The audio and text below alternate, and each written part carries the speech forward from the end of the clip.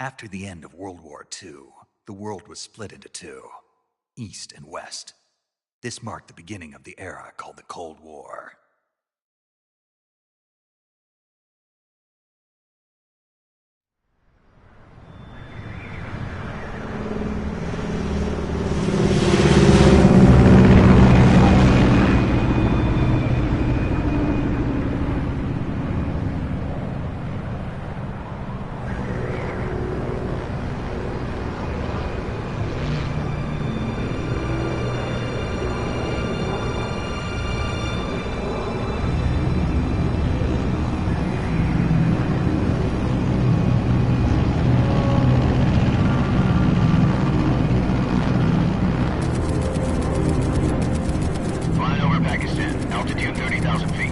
Approaching Soviet airspace. 20 minutes to drop off. Commencing internal depressurization. Equipment check. Arm main parachute. All right. You ready to go? Drop zone still showing a high pressure mass. Cav okay. Good. We've got high visibility.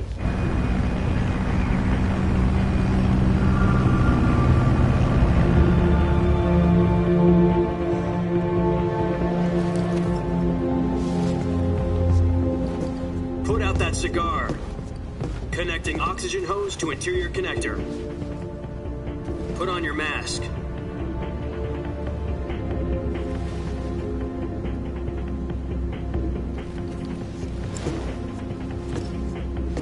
Does this panty waste know what he's doing? Approaching release point. 10 minutes to drop off. Hey, are you deaf? He said put out the cigar and put on your mask.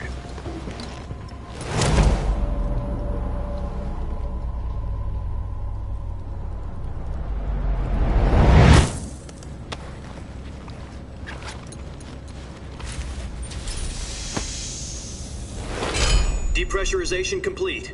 Checking oxygen supply. 6 minutes to drop off. Opening rear hatch.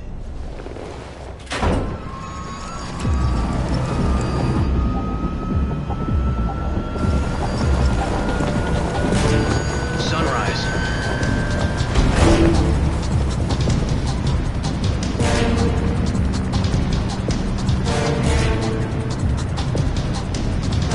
External temperature minus 46 degrees Celsius. 2 minutes to drop off. Stand up. You'll be falling at 130 miles per hour.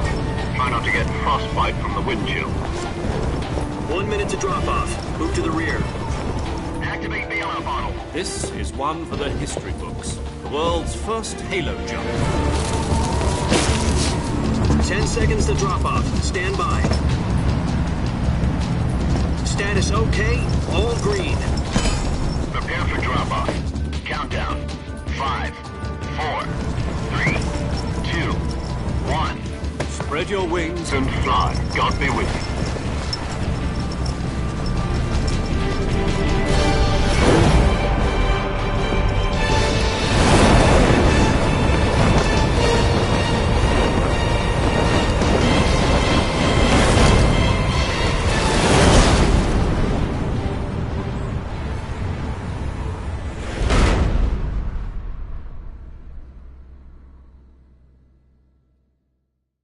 Jack, I've got some important news.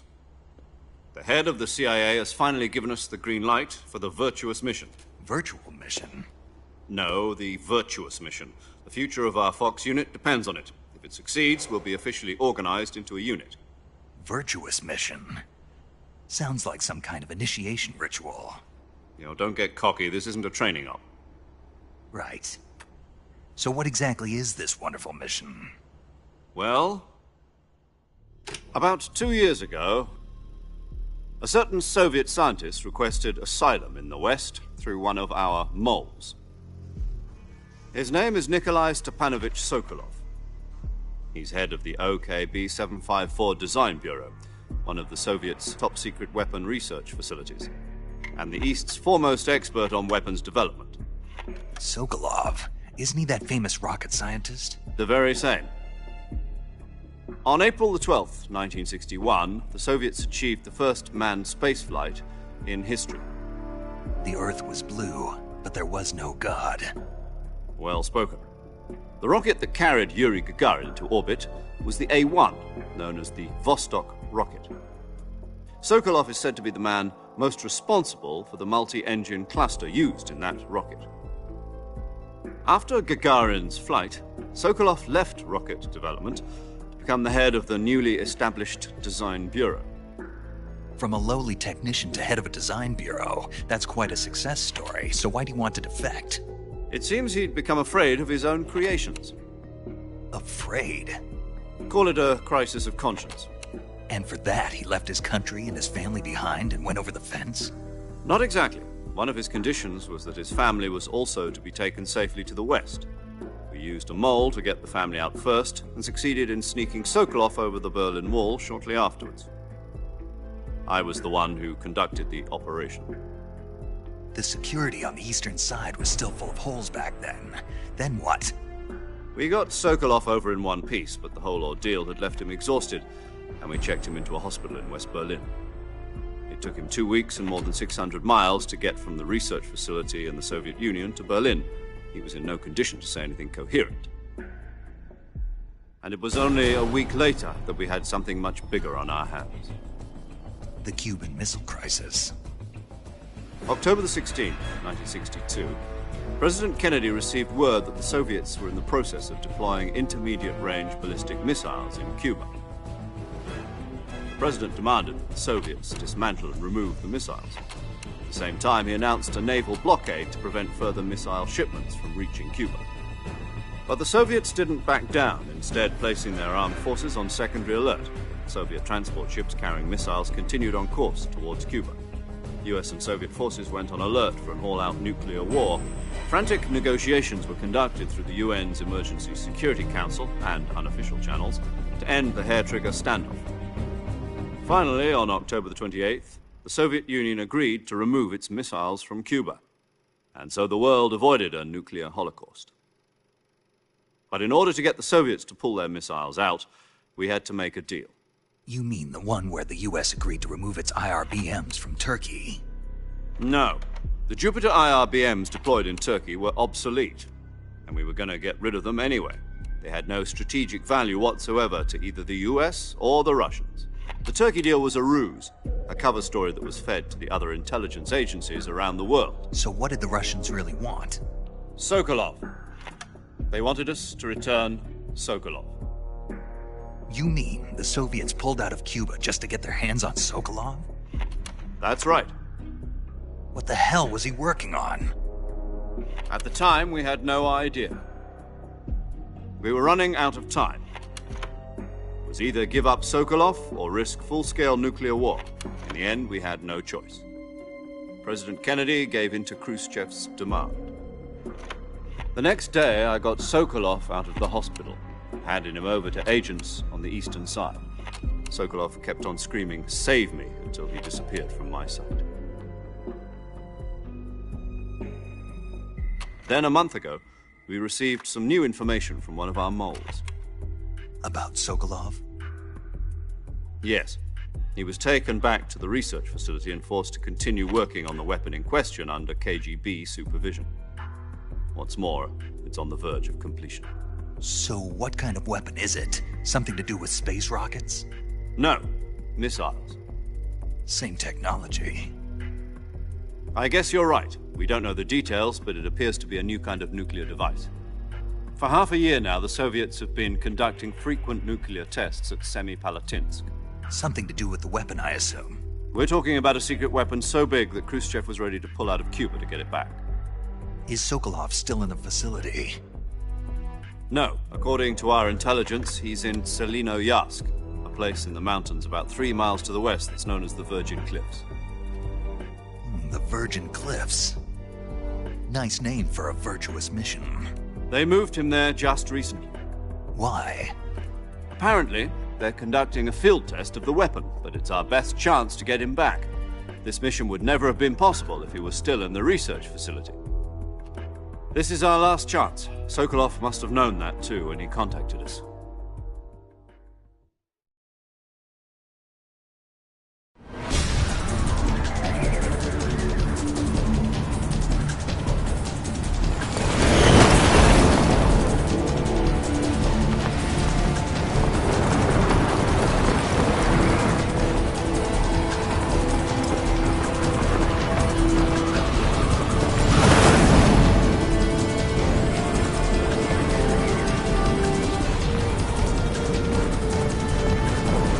Listen up, Jack. Your mission is to infiltrate Selino Yask in the Soviet mountains, ensure the safety of Sokolov, and bring him back to the West.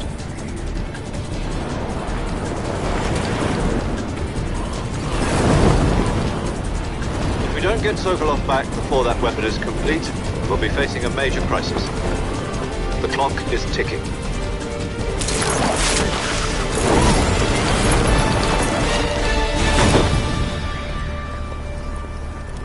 Once we've confirmed the rescue of Sokolov, stand by at the recovery point. A recovery balloon will be dropped at that point. Helium will be pumped into the balloon to inflate it. The process takes about 20 minutes. Once it's complete, the gunship's arm will latch onto the balloon and pull it up. The Fulton surface-to-air recovery system. I'm familiar with the theory. Take it easy. It's been combat-proven. Do you think Sokolov is up to it? The shock will be less than during a parachute jump, and the arm can handle up to 500 pounds. So you're planning on going over the border in a single combat Talon? She's equipped with two 6-barrel 20mm Vulcan cannons, as well as two 40mm machine guns. Sounds like she could hold her own against a battalion of tanks. Even with the fuel in the reserve tank, we're facing a 4-hour time limit. If all goes well, it shouldn't take more than a few hours. Home in time for dinner. But if anything goes wrong, you'll be eating dinner, breakfast, and all the rest of your meals in the jungle.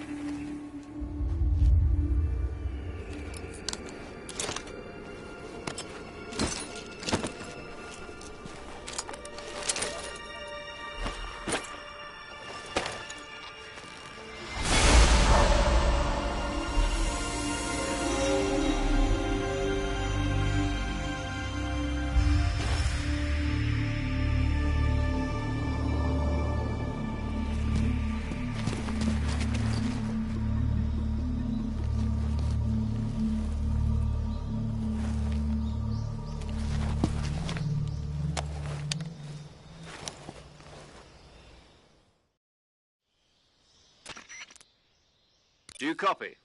You're already in enemy territory, and somebody might be listening in. From here on out, we'll be using code names to refer to each other. Your code name for this mission will be Naked Snake. I'll be referring to you as Snake from now on. You're not to mention your real name. Snake? Oh, you don't like snakes? What do you mean? You've eaten one before, haven't you? In survival training. I'm glad to hear that. I don't know if I'd ever order one in a restaurant, but... Be careful, you might not have a choice. What about you, Major? What should I call you? Let's see. I'll be Tom. Call me Major Tom. This will be a sneaking mission. You must not be seen by the enemy. You must leave no trace of your presence. Is that clear? This kind of infiltration is the Fox unit's speciality. In other words, weapons and equipment are procured on site. That goes for food as well. You're completely naked, just as your name implies. Great. Now I see why you asked me if I like snakes. I suppose calling me Snake was your idea of a joke, too. No. There's a good reason for that. I'll tell you later when the time is right. Gotcha. Getting back to the subject, how exactly am I supposed to feed myself? You've been issued a knife and a tranquilizer gun. Use them to hunt for food. You'll also find some medical supplies in your backpack. Yeah, about the backpack. I lost it in a tree on the way down. I see. Well, you'd better go back and get it then. You know where it is? No problem. I can see it from here. It's stuck on a branch. To climb a tree, stand in front of a tree that's covered in ivy and press the action button. I'll be monitoring your progress over the radio. We can't risk violating Soviet airspace, but I'll be in the gunship. My frequency is 140.85. I'll give you a call if I need to talk to you. If you need to talk to me, use the send function. Okay, Snake, go get your backpack.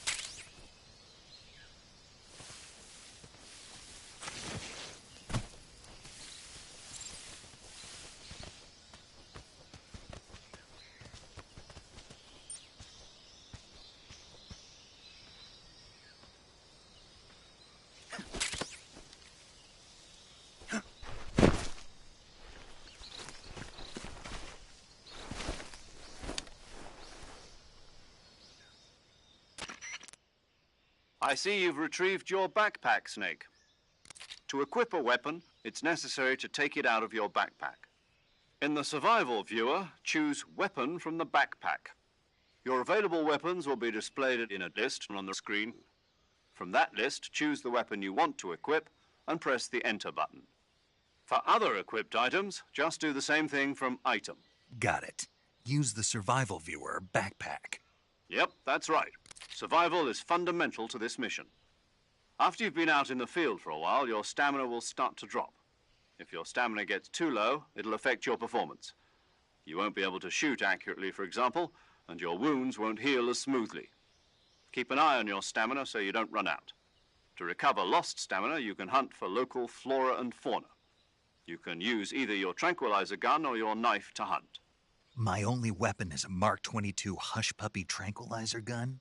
That's right. It's been fitted with its own suppressor. However, the suppressor will deteriorate every time you fire. Once its durability reaches 0, the noise suppression effect will be gone. So don't get too trigger-happy with it. The suppressor's durability is shown in the icon. Any weapons and equipment beyond what you're carrying now, you'll have to find as you go. I have to find my own weapons and equipment? Whose crazy idea was this, anyway? Solo covert actions are standard Fox operating procedure. You can't leave any traces of your presence. No weapons, equipment, footprints, sweat, or bodily wastes. The same goes for bullets and cartridges, too. Your presence in enemy territory is already a violation of international conventions of warfare. There aren't supposed to be any American soldiers in Russia. It could spark an international incident. You can't let anyone see you. You can't let the enemy know you're there. This is a stealth mission. You're a ghost, Snake, in every sense of the word. And there'll be no rescue if you're captured. The military and U.S. government will deny any involvement in the affair. Then I'll just have to take care of myself, huh? I'm afraid so. You've been given a fake death pill for that purpose. SIS guidelines stipulate that soldiers on covert ops like this one be issued a potassium cyanide capsule. Tape it to your body so you can take it when you need to. How generous of you. Use it if you're taken prisoner by the enemy. It'll send you into a state of false death for a short time. Fooling them into thinking that I'm really dead. So, how do I come back to life? Just take the revival pill. You mean that thing they put in my tooth before the mission? That's the one. But be careful. If you remain in a state of false death for too long, nothing will be able to bring you back. Remember that. I'll keep it in mind. You said this was a solo mission, right? Right. I guess that means I can't count on any reinforcements. Correct. The mission rests entirely in your hands. A real one-man army.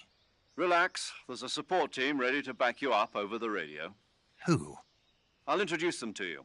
This time, survival is of utmost importance. The first member of the support team will be in charge of monitoring your physical condition, acting as a medic, so to speak, as well as recording your mission data. She's a member of Fox as well, and she's here on the gunship with me. She? Hello, Snake. I'm paramedic. Nice to meet you. Paramedic. As in a medic who comes in by parachute. Aren't you going to tell me your real name? Are you going to tell me yours, Mr. Snake? My name, huh? It's John Doe. And they call you Jack for short.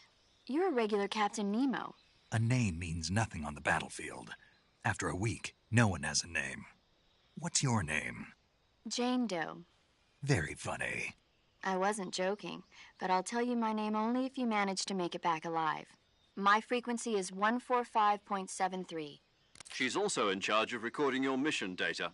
Whenever you want to save, send a message over the reserved save frequency, 140.96. So saving lets me record my mission data.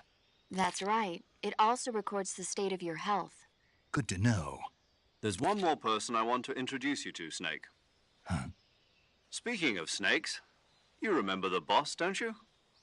A legendary soldier and your mentor. Actually, it was the boss that got the DCI's authorization in the first place. She's going to be serving as Fox's mission advisor. The boss is? She also helped me plan this mission. She and I were at SAS together. Jack, is that you? How many years has it been? Boss? That's right. It's me. Oh. Talk to me. Let me hear your voice.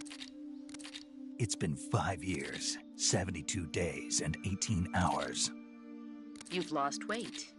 You can tell just by the sound of my voice. Of course I can. I know all about you. Really? Well, I don't know anything about you. What's that supposed to mean? Why'd you disappear on me all of a sudden? I was on a top-secret mission. You didn't need me anymore. But there were still so many things I wanted you to teach me. No, I taught you everything you needed to know about fighting techniques. I taught you all I could. The rest you needed to learn on your own. Techniques, sure. But what about how to think like a soldier? How to think like a soldier? I can't teach you that. A soldier needs to be strong in spirit, body, and technique. And the only thing you can learn from someone else is technique. In fact, technique doesn't even matter. What's most important is spirit. Spirit and body are like two sides of a single coin. They're the same thing. I can't teach you how to think. You'll just have to figure it out for yourself. Listen to me, Jack. Just because soldiers are on the same side right now doesn't mean they always will be. Having personal feelings about your comrades is one of the worst sins you can commit. Politics determine who you face on the battlefield. And politics are a living thing. They change along with the times. Yesterday's good might be tomorrow's evil. Is that why you abandoned me? No, it had nothing to do with you. I already told you, Jack. I was on a top-secret mission. A soldier has to follow whatever orders he's given. It's not his place to question why. But you're looking for a reason to fight. You're a natural-born fighter, but you're not quite a soldier. A soldier is a political tool, nothing more. That's doubly true if he's a career soldier. Right and wrong have no place in his mission.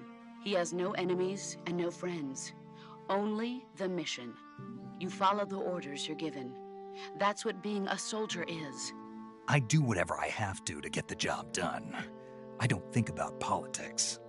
That's not the same thing. Sooner or later, your conscience is going to bother you. In the end, you have to choose whether you're going to live as a soldier or just another man with a gun. There's a saying in the Orient, loyalty to the end. Do you know what it means? Being patriotic. It means devoting yourself to your country. I follow the president and the top brass. I'm ready to die for them if necessary. The president and the top brass won't be there forever. Once their terms are up, others will take their place. I follow the will of the leader, no matter who's in charge. People aren't the ones who dictate the missions. Then who does? The times.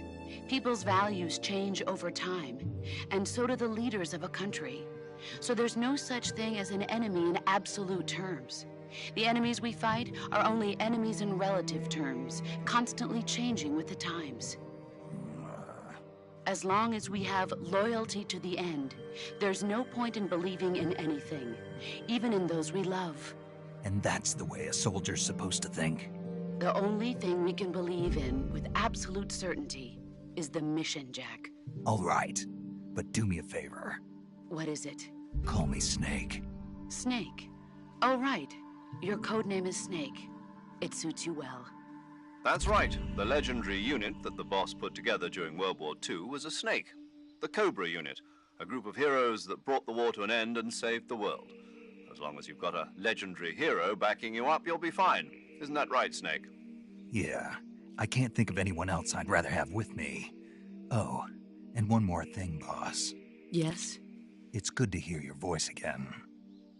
Same here. After all, who knows if either of us will make it out alive? Snake, you are always best at urban warfare and infiltrating buildings. But this is the jungle. Survival is going to be key. Those CQC techniques I taught you are sure to come in handy. CQC? Close quarters combat, huh? I've been in the Green Berets for the past few years. I'm probably pretty rusty. Not to worry. I'll be here to help you remember. After all, this is your first actual survival mission. I'll be supporting you over the radio. Where are you, boss? Next to the Major? The boss is communicating with us by radio from aboard a Permit-class submarine in the Arctic Ocean. My frequency is 141.80. Call me if you need my advice on battle techniques. Gotcha. Your mission is to retrieve Dr. Sokolov. Dr. Sokolov is being held in an abandoned factory located to the north of your current position. Avoid heavy combat and don't let anyone see you. Don't forget that this is a stealth mission. Snake, try to remember some of the basics of CQC.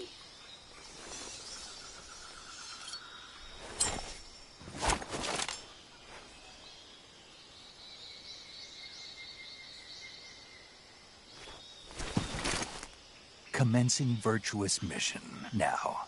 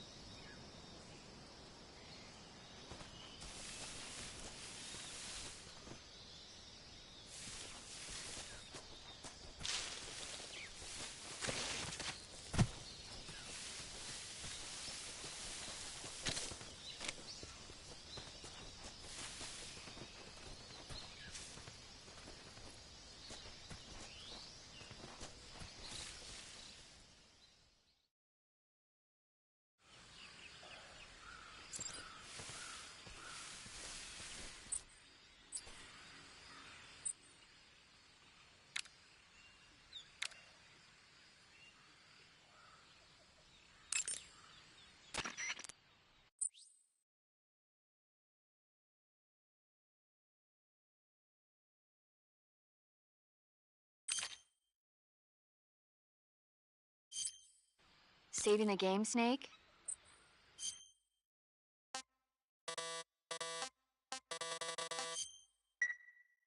Hey, Snake, you ever heard of Godzilla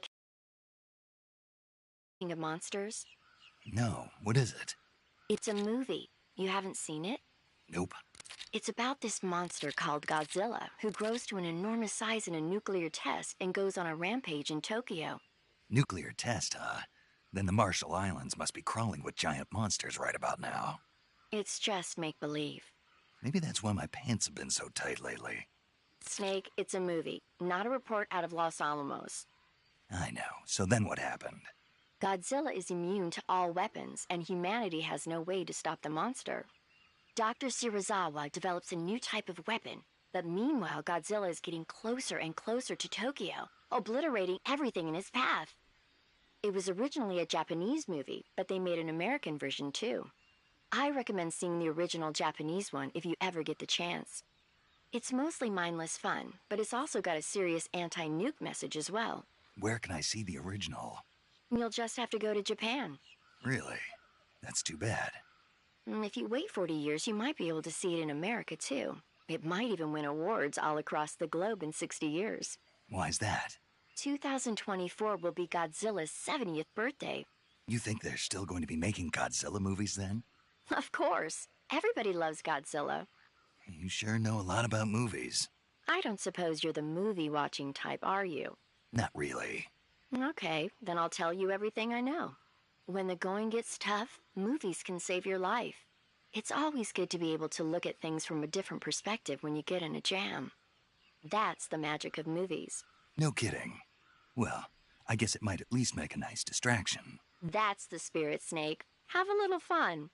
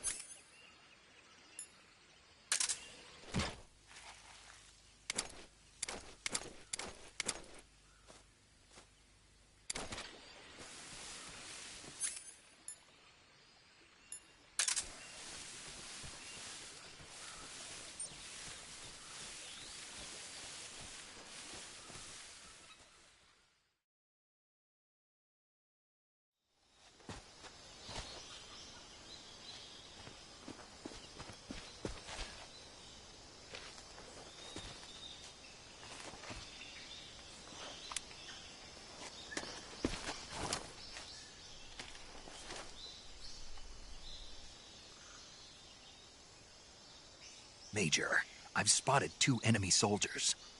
They're probably KGB troops sent to guard Sokolov. AK-47s and grenades.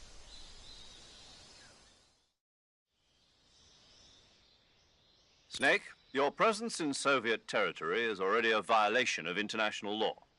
We can't let the Kremlin find out that the CIA and the American government are involved. Contact with the enemy is strictly prohibited. Don't engage them in battle either. This is a stealth mission. Got that?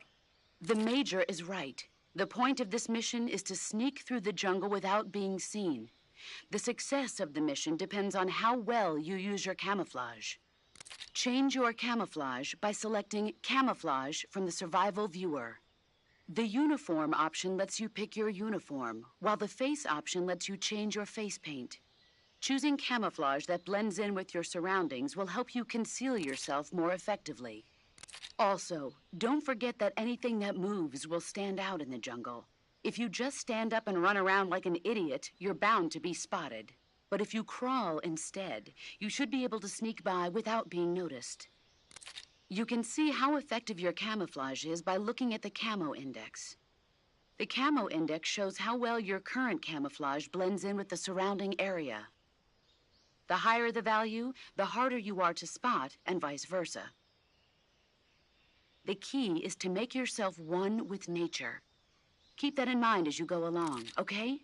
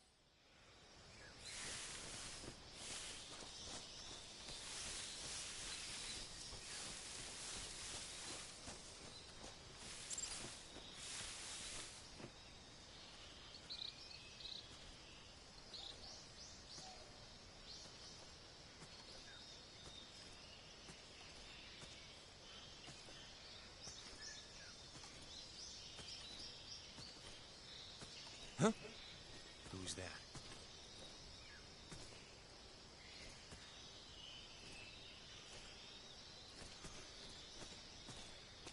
Who's that?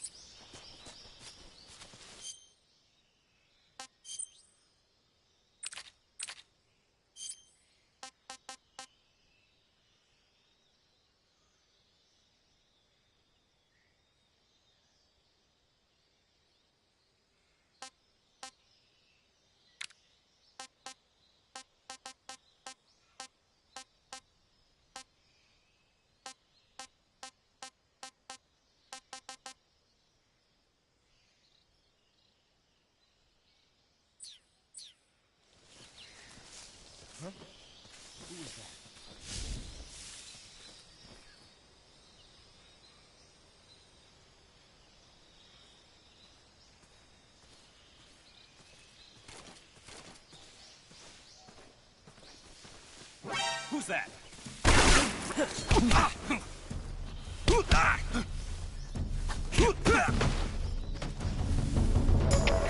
HQ, respond. This is HQ. Patrol here.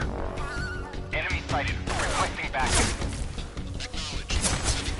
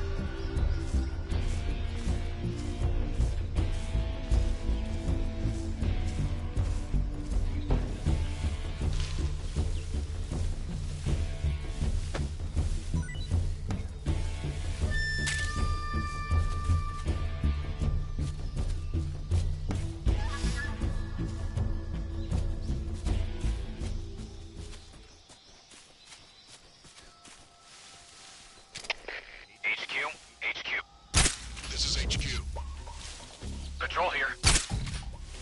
We've lost sight of the intruder, going into high alert. Acknowledged. The enemy is still nearby. Pursue and engage him.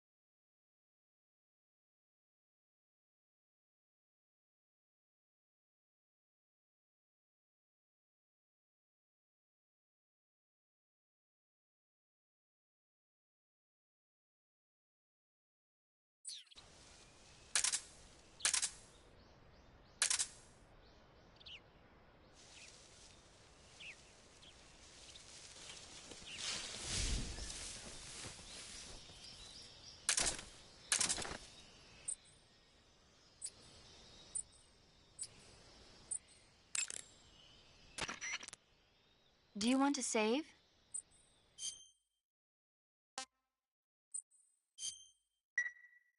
Snake, do you know the creature from the Black Lagoon? Nope, never heard of it.